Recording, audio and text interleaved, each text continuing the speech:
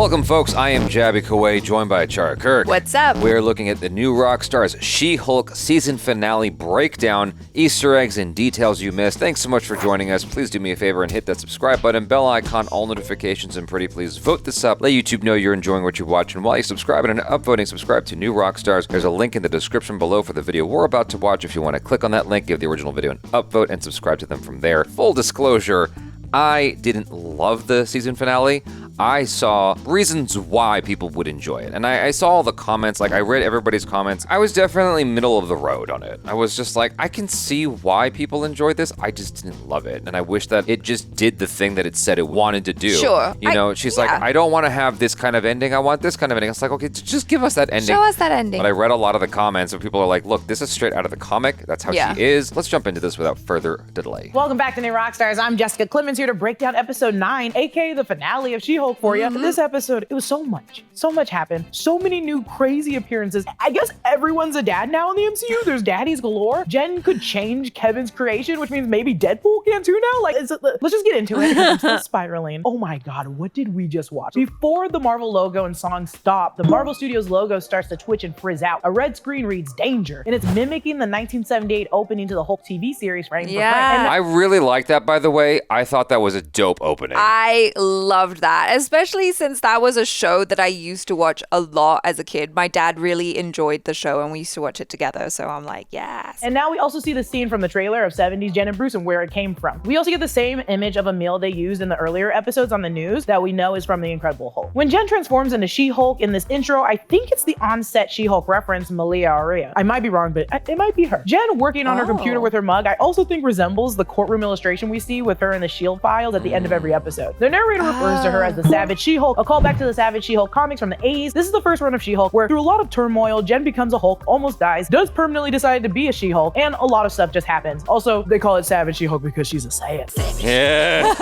Jen dreaming though, because she wakes up in the same prison Emil was in prior episodes, episode 2 and 3 to be exact, at the DODC. Mallory, Pug, and Nikki, like the great friends they are checking in on Jen and reveal to her a plea deal. She has to wear an inhibitor. We've seen the inhibitor before. We've seen it with Hulk, we've seen it with Emil, and now Jen has it. Which, you know, clearly sucks because we know from episode 3, Emil can still change into Abomination in that cell, and even clearly mad talking to Mallory about it, Jen doesn't change into She-Hulk. She can clearly control her anger. This is also sort of mirrors everything that happened to Emil. An out of control moment witnessed by others, furthering the notion that you're still a walking hazard. You know, there was an interesting thing that someone pointed out in the comments that Emil, when he changed out of Abomination, he had his clothes on already. Did you notice that in the final episode? Oh yeah, that's like, right. I was like, oh, I didn't think about that. Maybe he has stretchy clothes. But after the whole thing with Kevin, I kind of don't care.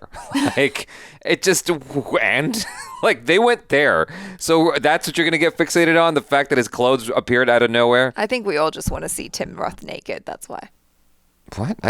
So Jen, starting right now, has relinquished her ability to change back into She-Hulk, which sucks. We begin the sort of montage of Jen's life kind of flopping. Her mom and dad hugging her outside of the prison. She's now lost her job, and the news is all over it. We have KPVK15, News Los Angeles Now, KZYO12, who called this Galagate, like, because Galagate is a play on the infamous Watergate. We've seen each news outlet in earlier episodes. All three appeared in the beginning of episode 2, covering the She-Hulk and Titania courtroom debacle. We've also seen this news truck from the trailers, and then the same scene of them yelling to Jen from the window. Jen has now moved out of her very amazing sweet apartment. After hearing from what her mom and dad just said previously, I think A, I don't think she can afford it because she has no job now, and B, the paparazzi are constantly hounding her. She needs a break. We spent so much time in this home and it's so sad to see it go like this. Once Jen arrives at her parents' house, we see the KCAV 35 news van we saw in episode 3. A ton of reporters. One looks like the reporter from the 3rd episode that we've seen as well. Luckily, Jen's dad is there to shoo them away with a garden hose, even with Morris commenting on not caring if there's a drought because California is always in a drought. The first thing we see in Jen's old room is the Legally Blonde poster, which probably is my favorite lawyer movie. I'm not joking. We've also got Julia Roberts'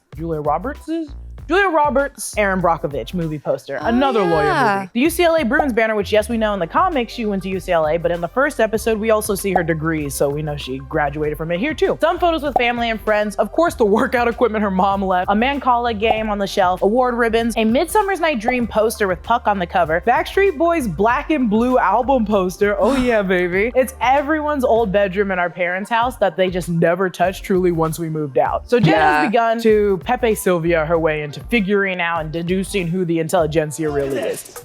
Jesus Christ, that right there is So we see Lion Day 1 Hulk King emoji. He's the admin. Around him are Trace phone calls and a post describing how She-Hulk is a radical. To the left, we see a man whom I assume is a part of the Intelligentsia. His middle name is Van, last name Wen. They got the man's social security number and everything, so they delve pretty deep. We see sticky notes citing the Intelligentsia was originally banned on 2 sites and inevitably made their own. Right here, his image links to the Intelligentsia, which links to a black bird-like face, a green sort of moth, and a panda, a weird chicken boy. We know the Pepe Frog-looking cartoon is Hulk King. I think the black one could be... Oh, wow. I didn't even connect that to Pepe the Frog. I don't know who Pepe the Frog is. I don't even know how to begin explaining the origin of Pepe the Frog. I know Pepe Le Pew. He's been appropriated for all kinds of things that he was not intended for, but it's just negative. It's a negative association. Now. Black one could be the Wizard or Trapster, both members of the Intelligentsia in the comics, because the eyes remind me of goggles. The green moth-like one could be Iron Moth, a really silly villain in the comics, or Sybil Vorak, aka Gypsy Moth. The panda icon is definitely Panda Guy. We see later commenting on She-Hulk's dancing clip. The chicken boy could be Beak from the comics. I've mentioned him in the past, assuming one of Luke Jacobson's costumes could be from his episode in episode 5. Or this could be an homage to Dick Orkin's spoof on comic book heroes from the 60s, mainly making fun of Batman. Screen Crush thinks this horned one could be Mandrill, who has been problematic in a lot of comics. If you zoom out, there's actually a gorilla. She said Screen Crush,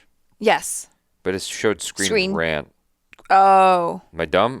Yeah, no, you're right. You're right. Yeah, that's a Screen Rant. Those Yes. are 2 different companies. They're checking if you're paying attention. Ah. Yes. Good job, Gold Star. At the top, so that could also be Mandrill. The Intelligentsia is allegedly owned by several shell companies that are operating outside of the US jurisdiction. A shell company is a company or corporation that exists only on paper and has bank accounts funding different assets or just withholding money. We know in season 3, episode 5 of Daredevil, Fisk used shell corporations to purchase the hotel he was staying in and that Julie was working at. Sneaky, sneaky. You remember Dennis Bukowski, right? You thought he was dating Megan Thee Stallion in episode 3? Yeah, the idiot. Now he's on the conversation with Jefferson Coop, who we've also seen in episode 3. Dennis is talking about Jen and their past relationship being in a relationship. He's clearly lying, but not in like a good way either. He just looks stupid. He said, I blame her grandmother. So we know Jen's mom is Elaine and Elaine's mom is Beatrice Banner, who was married to Robert Stearns, but slept with his brother Samuel Stearns and then was disavowed by that brother Robert Stearns. It just all went crazy and Robert ended up killing his brother. So unless he's calling back to that, I think Dennis is just spilling some BS. Jen could be talking to herself. She could be breaking the 4th wall here. When she asked if this is what we wanted, I felt like a child watching Dora the Explorer going, no, and violently shaking my head. We get the narrator's like 70s intro coming back, and she acknowledges you can have a narrator only when you're going off the rails, which is sort of true if you remember that scene in Emperor's New Groove. She texts Hulk, aka Smug Hulk, on her phone. The messages don't go through. Same with her text to Emil because they both don't have service in both places. One's in space and one's on a retreat with no Wi-Fi. Jen goes through her phone and we see some names like Ethan Rudy, Jordan Robin. These people are all people that could potentially, when I look them up, work for different parts in Marvel, but I also think they're just a list of random names and people that she's dated in the past. Like Robin says, next time you're in Vancouver, come visit. Ken R says, fun time. Noah says, Darby is the one for you, who we see a clip of in episode 3. This could possibly be Darby Don't Care, who was talking major-ish on She-Hulk. We got Grant, who's just Rick-rolling us. Rick, I just want to tell you how I see it. I think we're just getting more kind of Rick-rolls. A lot of these folks are friends and men that she's gone on dates with and talked to briefly, so it's just good to mention it. Nikki uploads Jen dancing like a little dummy in college to the Intelligentsia website as bait for the annoying baby men who hate her. If this doesn't remind you of everyone attacking AOC when she was dancing in college, you're not catching on, baby. Because this video is, and I quote, an epic find. Nikki immediately gets invited to the Hulk King event happening that night, the same night Jen arrives at Emil's retreat.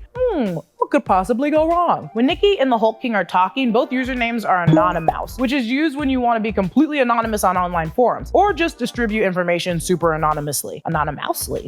Jen arrives at the Twilight Summers to an immediate welcome from the Wrecker, who I expected to be up to something, but as we find out later, I don't think he is. Not a disappointment, but I was wrong, and I can admit when I'm wrong. He sets her up with a guest room and a copy of Deep Haikus by Emil Blonsky, and in the second episode, Emil wrote haikus to each of his victims expressing sorrow, so I wonder who this one's for. Her breakdown of the board is pretty cool because there was so much information in there embedded in that. Like it went by so quick. Yeah. It's really nice for her to like expand on all the comic book lore that I know nothing about. No, I don't know anything about these characters. And furthermore, I don't remember anything she said, but it was fun to know that there was deep references all over the place. There was a monkey. Yeah.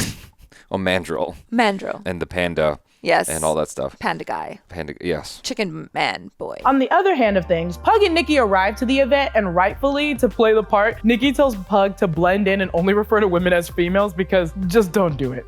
Don't do it, it's horrible. As soon as we enter the event, there's a sign that says, "Big men dream big," in the same font as the motivational posters for Emil's retreat, and I'm like, seriously? Even with the same Obama Stay swag? Like, damn, Emil, you don't need their money that bad. I swear to God. Also, this is the same place they held the group therapy and gives reason now to all of those foldable chairs that She-Hulk threw the wrecker into. Well, I mean, you gotta pay your bills. You gotta pay for this retreat.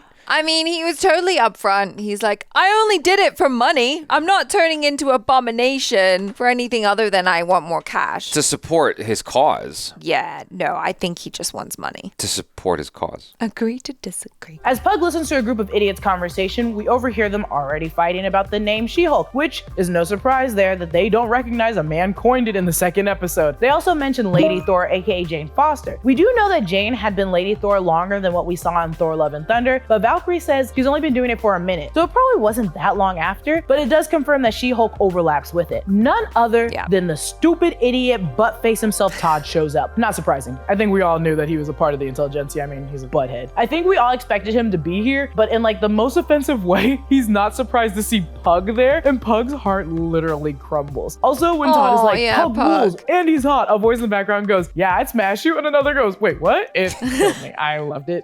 He rules, and he's hot. Yeah, I'd smash. What? I completely missed that. She completely skipped over the part where the guy goes, there's no He-Hulk, why does it gotta be a She-Hulk? Why does there even need to be a She-Hulk?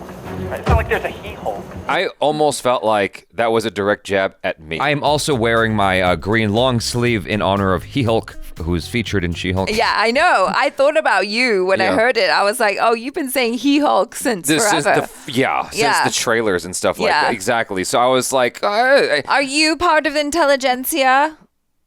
I can neither confirm nor deny. In all my watchings of reactions and reviews and stuff like that, I haven't heard anyone say He-Hulk except for me. So when they called it out in the show, I was like, there's no way that's not about me. There's no way it's not making fun of me. Yeah, they made this show just for you. Exactly. I am the target audience. You are the target demographic. For John Bass, who plays Todd, this is the most we've got from him in terms of motivation, so kudos. But as Todd, I want to hit him upside this head. We see his justification that Jen was given her powers, handed these powers from Hulk, who was given no credit, which, though Todd clearly doesn't know an ounce of the true story, is pissed about it. He also reveals himself to be Hulk King, which, no doy, we know Todd. And we sort of confirm Holden Holloway has nothing wrong or ill wishes upon Jen, or at least as far as the Intelligentsia goes, because Todd suspects Holden and Jen are hooking up, which, gross. Todd winds these guys up, kicking in the air like an aggressive, weird TED Talk. He will keep that scarf on forever, and I want to choke him with it. Behind him is the Achieve Everything saying Emil has, and a picture of what I assume is Emil meditating upon a hill silhouetted. When Wrecker and Jen are talking, Wrecker mentions Saracen's Pu'era tea, which is traditionally fermented tea from China that's great for lowering your cholesterol and improving your health. But Saracen slips in chicken blood because basically he's a vampire, if you remember from episode 7. Yeah. Kind of miss the chicken blood. I did catch that bit about the chicken blood and Saracen only because I love vampires. So of course I was going to pay attention to the one guy who's crazy and thinks that he's a vampire, unless he really is a vampire, in which case I'm happy because, you know, I just want vampires to be in the MCU now when we have to wait for Blade longer. Yeah. Maybe we can have Saracen. Who cares? The Wrecking crew in the back right. Now, maybe I was wrong about Wrecker. Maybe he left the group rightfully so, but his team is still a part of the Intelligentsia. And this is the scene we saw from the trailer of Emil high-fiving all of those men. Oh, his outfit is on. The song playing is going to be a winner, performed by Jason Glover. So the commentary then is not about clothes suddenly appearing. It's his clothes shrinking with his size. Yeah. So then he's got magic clothes too. Richard Neal, and this does feel like a life coaching seminar. It really does feel like that. When Jen enters, I like that she doesn't care about Todd, the men all weirdly cheering, or the event at all. Just Emil changing into Abomination because she's still his lawyer and she cares about him. Nikki slams open the garage door, announcing Todd is in fact the Hulk King. We learn that Todd paid for Josh to seduce and steal Jen's blood in episode 7, and his team worked on it, synthesizing it, allowing Todd to take it. He then takes the blood and turns into a Hulk Todd, which is the most cartoony, scrappy dude hulking out I've ever seen since the Scooby-Doo movie. Titania arrives again, smashing through a wall, and I love Nikki's line here. God, does that bitch ever use a door? Bruce arrives, smashing through the ceiling, and immediately, in a misunderstanding, starts fighting Emil. Jen breaks the fourth wall, noticing none of these storylines make sense, which is true. Everything is popping in out of everywhere. And I swear to God,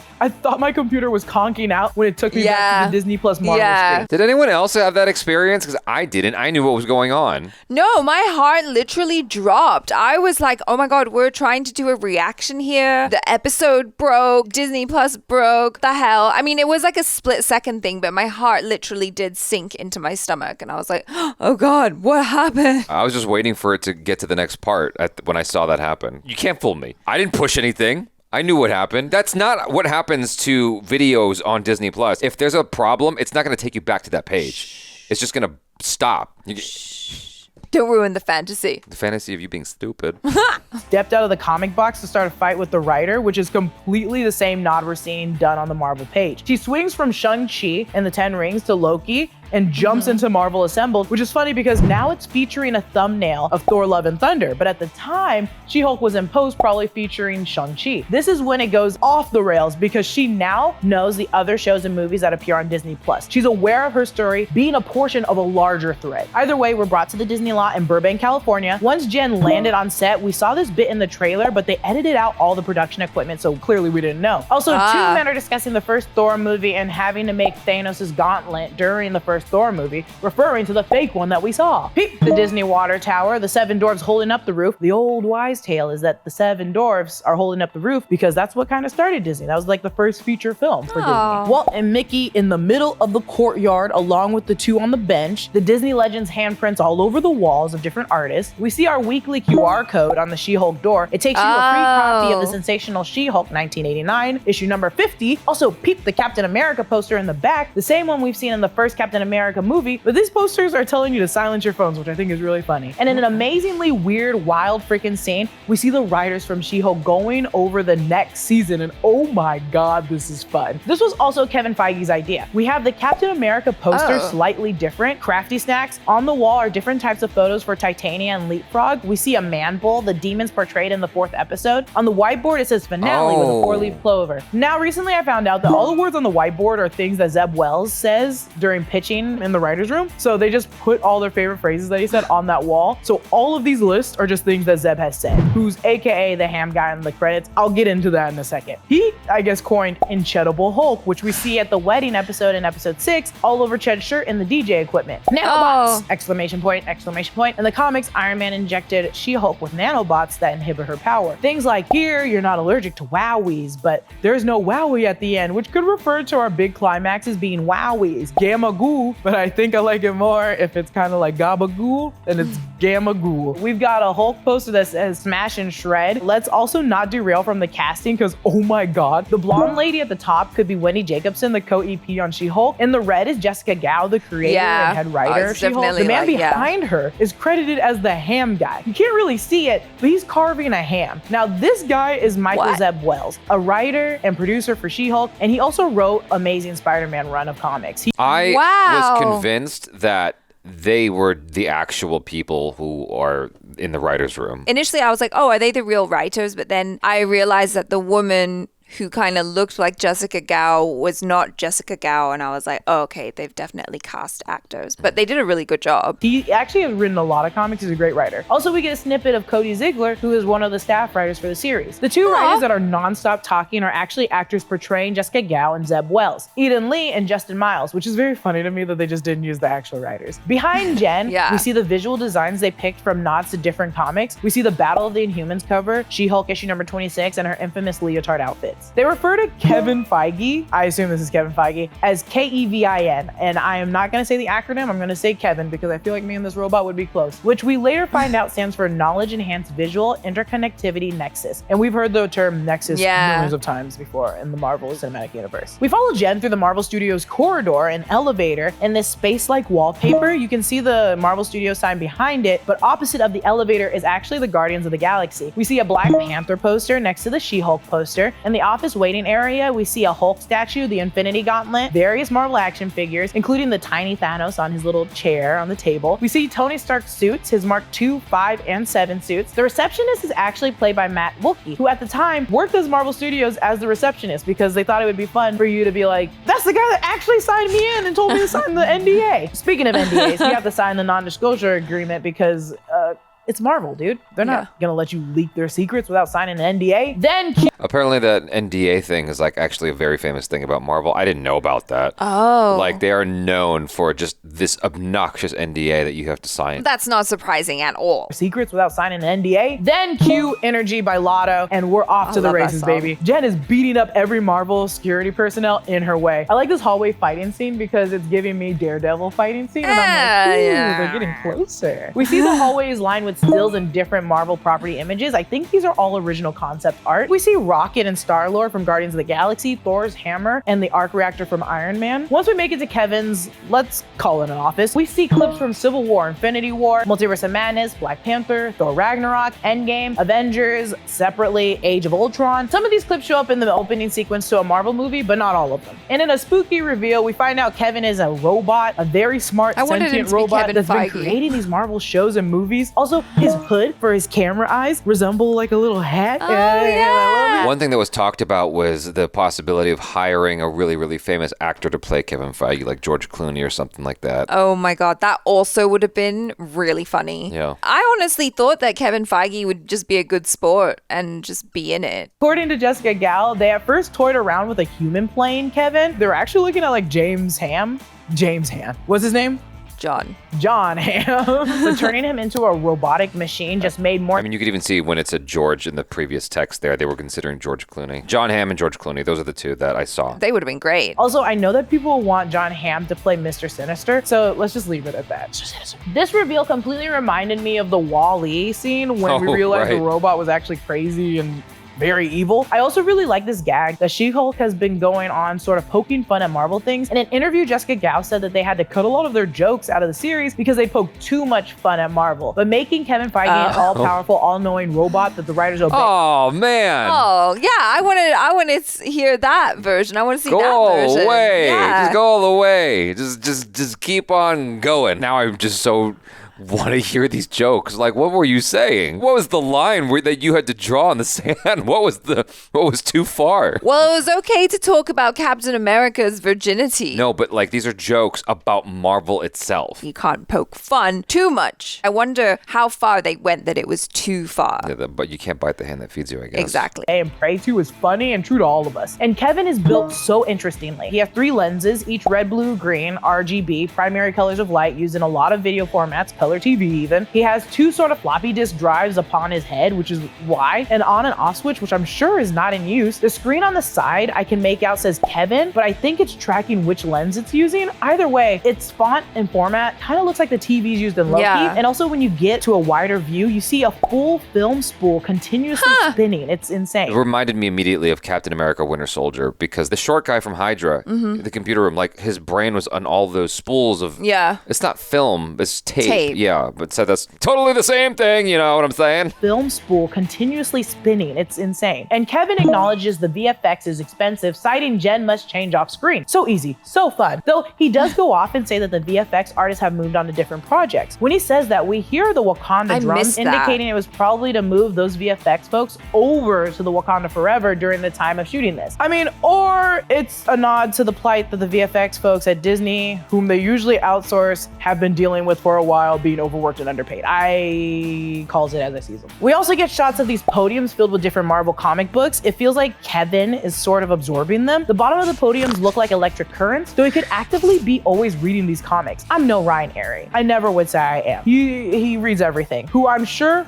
went in depth on each of these comics, but I damn will try Ryan. Okay, so I think we see America Chavez's comic book, a She-Hulk comic book, and a Scarlet Witch. We got the Miss Marvel, Captain America, the Incredible Hulk, and Daredevil, Shang-Chi, and I think that's Sam Wilson's Captain America. What I do sort of like is that as opposed to most MCU movies or shows that have these giant climaxes with explosions, fights, and sometimes the super soldier serum, this could be the first to break that deal with the internal conflict that Jen has. While everyone else's stakes may include rampage paging and powers, Jen's is fighting herself and overcoming all that stuff that happened to her. So yeah, different stakes can work, and I like that K.E.V.I.N took that into account. Well, technically in Moon Knight, we didn't even see it. They stole it from us. Right. It happened off screen. Blacked out for a second, came out, and it's like, oh, woke up, and then, oh, the fight's over. Climax happened over there. You missed it. So now Todd's Hulk powers are removed. Hulk does not save the day in Jen's show, but Jen does interject and say, save it for the movie, which every Avenger who has a family has now gained like a movie. There's like Thor, I'll argue Wanda, and now Hulk. And I don't think it's necessarily a get a movie deal, but we need to see our Avengers that haven't died move on as we introduce some newer ones coming in. As Jen is addressing her needs, I love that K.E.V.I.N begins to acknowledge that some can see as a fault on the MCU for being light in that department, referring to sex. Jen immediately sits down, starts listing off all— Wait, I missed that. What? Begins to acknowledge that some can see as a fault on the MCU for being light in that department, referring to sex. Jen immediately sits down, starts listing off all her quarrels after that, and I love this. She addresses all the daddy issues, i.e. Loki,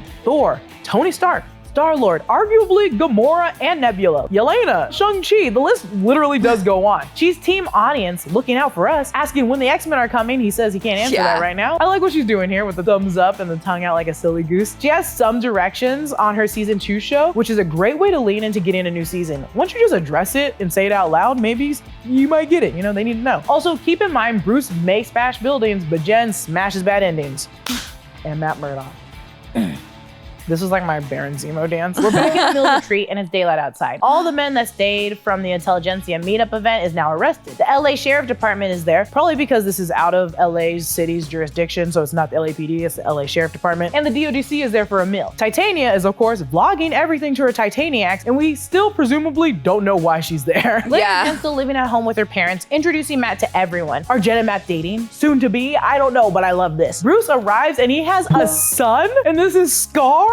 And Skaar has arrived, my dudes. I was the one that said, I don't think he's gonna be showing up. Look who's here, standing behind his dad like a sad, brooding child. Skaar is played by Will Dusner. This gives way, though, to all the theories people had about Skaar in the series and what might possibly follow the World War Hulk storyline. Now, in the comics during Planet Hulk, Hulk was banished off Earth and he landed on Skaar and met K.E.V.I.N. You know, when Hulk showed up with his son, it's like, I know that there are a lot of people who were excited about that. For me, I was like, oh, that would have been cool to actually see that adventure and like him having to pick up a son, what that entailed. Right. What that was all about. I would have preferred to have seen that. Like, what the hell was that conversation like? Yeah. You know? I mean, I was just kind of like, oh, okay. Kyra, the old Strong. They had a son, Skaar, and now before Kyra's death, she created a cocoon for Skaar to keep him safe, in which he emerges from not long after. This happened while Hulk was already on his way back to Earth to enact revenge for banishing him off-world. Skaar aged quickly after coming out of that damn cocoon, but as soon as he emerged, he came out a fighter because that's all he knew. And Son of Hulk, he goes after Axeman Bone, Galactus, fights his cousin She-Hulk, even going after Hulk and Son of Hulk. He likes to fight, you guys. He just fights. I don't think we'll necessarily see all of that, but I think we could get some resentment from Skaar and Hulk not being there for him in his developing years. That would have been an interesting story. Yeah. That would have been a supremely interesting story. Maybe that's a story in the next Incredible Hulk movie. But they blew their wad by showing him here. I know. I don't know. I suppose you can still do whatever. I mean, they made a Black Widow movie after she died, so you literally could do anything you want. We're back outside of the courthouse, and the field reporter that coined the name She-Hulk stopped Jen for her questioning, and we see the courtroom illustration of Jen stepping and looking back mirrored here. It's also a nod to the Dan Slott She-Hulk comic. I like that she says that if you attack, harm, or harass innocent people,